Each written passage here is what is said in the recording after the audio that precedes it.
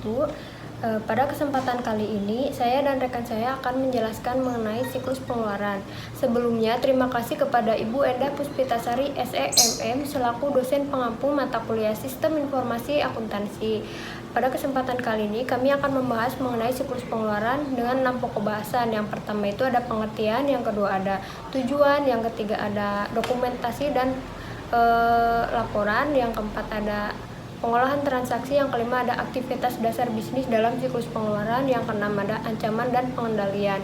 Untuk lebih jelasnya akan dijelaskan oleh rekan saya yang bernama Elisa Fitri.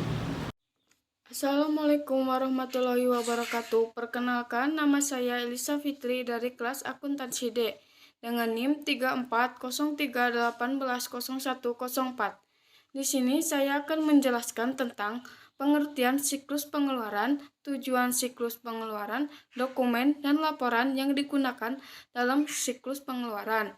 Siklus pengeluaran Sistem Informasi Akuntansi. Siklus pengeluaran merupakan serangkaian aktivitas bisnis dan kegiatan pengolahan data yang berhubungan dengan pembelian dan pembayaran atas barang dan jasa yang dibeli. Siklus pengeluaran mencakup 4 aktivitas dasar, yaitu pemesanan barang dan jasa, penerimaan barang dan jasa, penyetujuan faktur dari pemasok, dan pembayaran. 1. Pemesanan barang dan jasa. Terdapat 2 tahap dalam proses pemesanan barang dan jasa, antara lain: A. Identifikasi apa, kapan, dan berapa banyak barang yang harus dibeli. Perusahaan harus menjaga ketersediaan barang yang memadai, sehingga proses produksi dapat berjalan lancar. Bahkan jika penggunaan persediaan lebih besar dari yang diharapkan atau terjadi keterlambatan dalam pengiriman pesanan oleh pemasok. B. Memilih pemasok. Perusahaan harus memperhatikan beberapa hal dalam memilih pemasok, yaitu harga, kualitas, dan ketepatan pengiriman pesanan. 2. Penerimaan barang dan jasa. Pada saat barang datang, bagian penerimaan barang membandingkan nomor pesanan pembelian yang tertera pada slip pembungkus dengan file pesanan pembelian untuk memverifikasi bahwa barang tersebut sesuai dengan yang dipesan. Bagian penerimaan kemudian menghitung kuantitas barang yang diterima dan memeriksa barang guna memastikan tidak ada barang yang cacat pada saat dipindahkan ke gudang. 3. Penyetujuan faktur dari pemasok. Bagian utang akan menerima faktur dari pemasok sebagai bukti guna melakukan pembayaran atas barang yang dipesan perusahaan. Bagian utang bertanggung jawab untuk mencocokkan faktur dengan laporan penerimaan dan pemesanan barang. Faktur dan dokumen. Laporan tersebut akan menghasilkan voucher yang selanjutnya akan dikirimkan ke bagian kasir perusahaan. Yang keempat, pembayaran.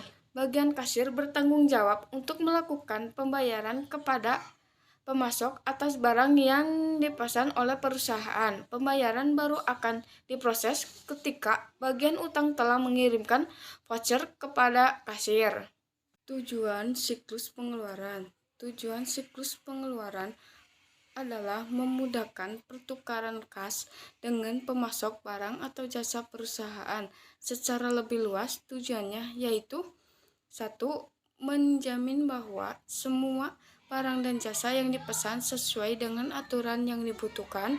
2. Menerima semua barang yang dipesan dan memastikan bahwa barang yang diterima dalam kondisi baik. 3. Mengamankan barang hingga dibutuhkan. 4. Menentukan faktur yang berkaitan dengan barang dan jasa yang benar. 5. Mencatat dan mengklasifikasi pengeluaran dengan tepat. 6. Mengirimkan uang ke pemasok yang tepat. 7. Menjamin bahwa semua pengeluaran kas berkaitan dengan pengeluaran yang telah diizinkan. 8. Mencatat dan mengklasifikasi pengeluaran kas dengan tepat dan akurat. Selanjutnya yaitu saya akan menjelaskan tentang dokumen yang digunakan dalam siklus pengeluaran. Dokumen yang digunakan dalam siklus pengeluaran yaitu 1. Surat permintaan pembelian, 2. Surat penawaran harga, 3. Surat pesanan pembelian, 4. Laporan penerimaan harga, 5. Surat perubahan pesanan pembelian.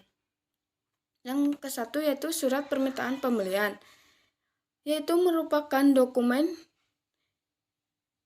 ini formulir yang diisi oleh fungsi gudang untuk meminta fungsi pembelian melakukan pembelian barang dengan jenis, kuantitas, dan kualitas sesuai dengan yang tertera pada surat tersebut. 2. Surat penawaran harga. Dokumen ini digunakan untuk meminta penawaran harga bagi barang yang pengadaannya tidak bersifat berulang kali terjadi, yang menyangkut dalam jumlah rupiah pembelian besar. Yang ketiga, surat pesanan pembelian, yaitu dokumen ini digunakan untuk melakukan pesanan barang kepada pemasok yang telah dipilih. Surat pesanan pembelian ini terdiri dari berbagai tembusan dengan fungsi sebagai berikut. A. Surat permintaan pembelian. Dokumen ini merupakan lembar pertama pada surat permintaan pembelian yang dikirim kepada pemasok sebagai permintaan resmi yang dikeluarkan oleh perusahaan. B.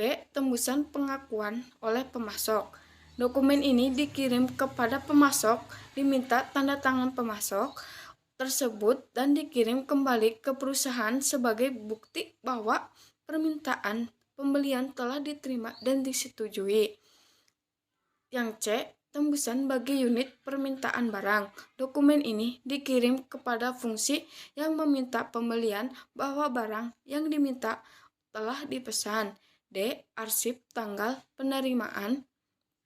Dokumen ini disimpan oleh fungsi pembelian sebagai dasar untuk mengadakan tindakan penyelidikan jika barang yang dipesan tidak dapat pada waktu yang telah ditentukan. E. Arsip pemasok. Arsip pemasok disimpan oleh fungsi pembelian. Arsip ini disimpan menurut nama pemasok sebagai dasar untuk mencari informasi mengenai pemasok. F. Tembusan fungsi penerimaan.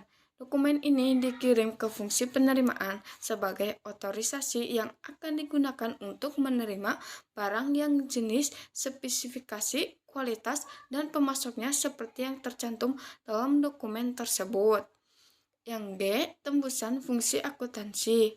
Dokumen ini dikirim ke fungsi akuntansi sebagai salah satu dasar untuk mencatat kewajiban yang timbul transaksi pembelian.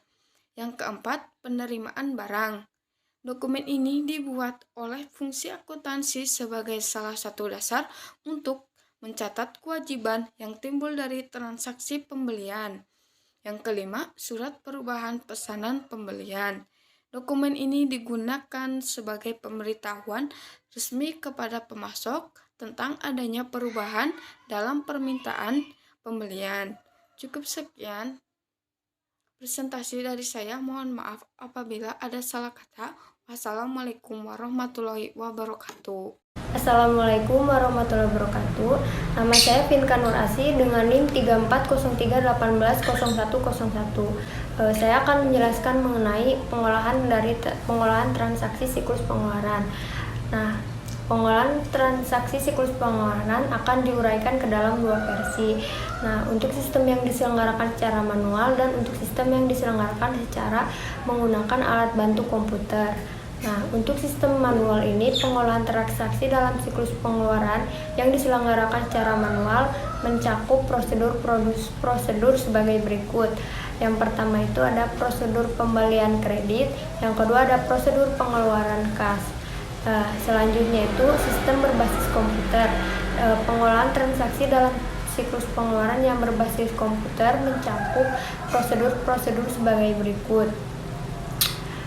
Yang pertama itu ada prosedur permintaan pembelian, yang kedua prosedur pemesanan barang, yang ketiga ada prosedur penerimaan barang, yang keempat ada prosedur pencatatan utang, yang terakhir itu prosedur pengeluaran kas.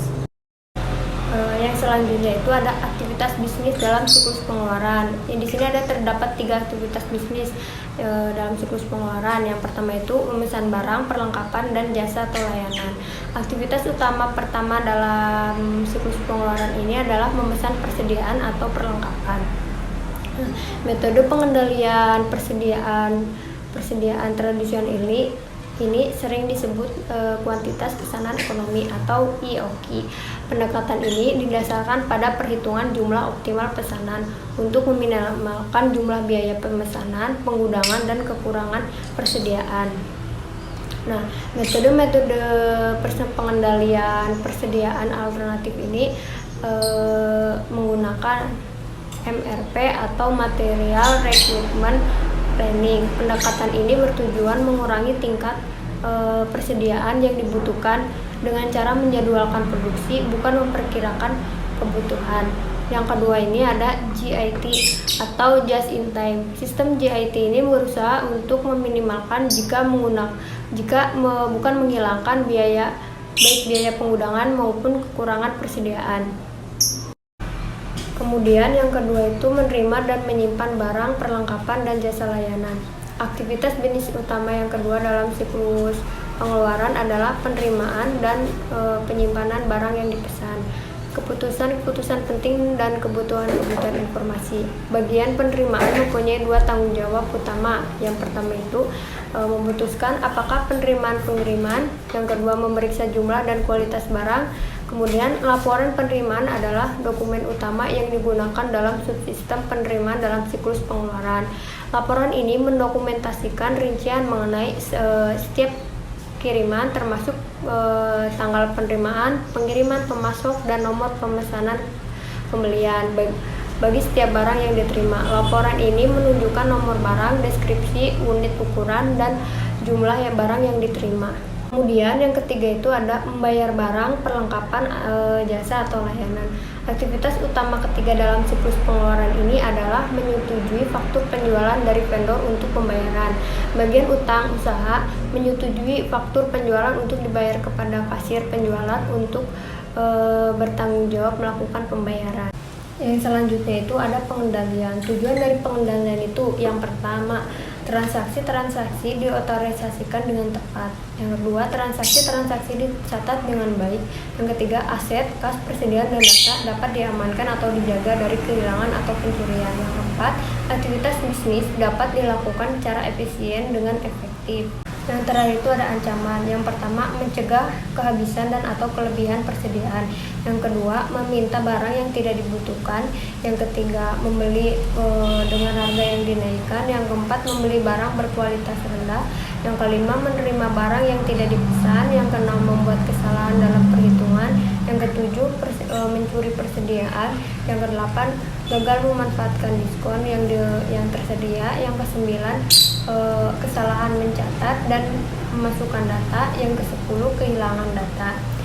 Sekian dari penjelasan dari kelompok kami. Wassalamualaikum warahmatullahi wabarakatuh.